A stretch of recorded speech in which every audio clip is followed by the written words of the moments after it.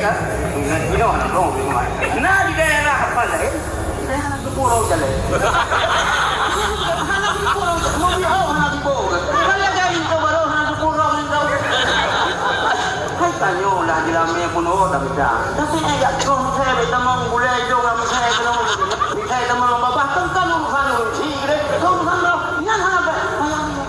Macam dia pusari ya, pada pusari anak di pulau ni itu lah.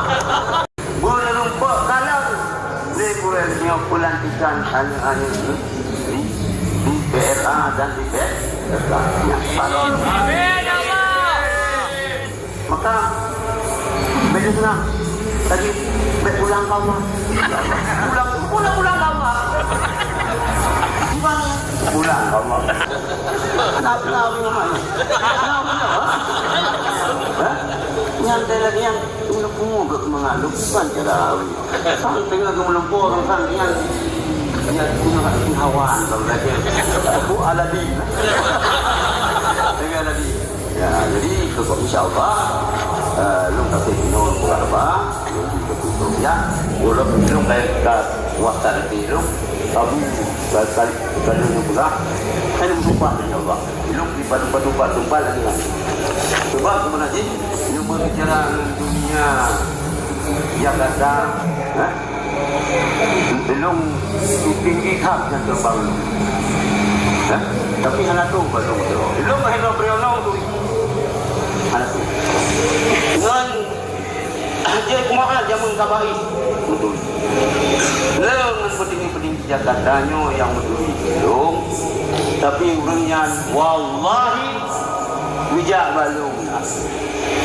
Orang-orang bina bijak balung tapi tidak pernah ditawarkan.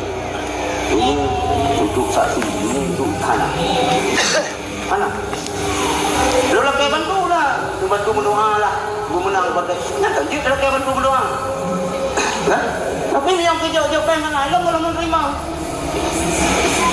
HRD nak bantunya enggak? Lain cerita, makanya kau orang Jakarta kau tak ada galeri. Oh, kemenang. Kemenang itu yang PBNT hadapan Jepang, kilo-kilo Jepang nanti tu. Yang tak bangai tayo. Mungkin nak bantu le HRD, nak bantu le Tugu Rizki. Ya cerita lah kan tayo. Yang ajo le Tentera, le Bin, le Jokowi, le Prabowo, tu partai anak. Pegawai bangunnya. Biasa je jika sahab fi'lul mar'i sahab minum. Apabila belum pakai terlalu belum angkat. Jadi kita kau lagi nak tu. Kita kau lagi ronda. Hijau kita nama hino bukan badai hino rencananya. Tinggal kudu rencananya itu kursi rencananya.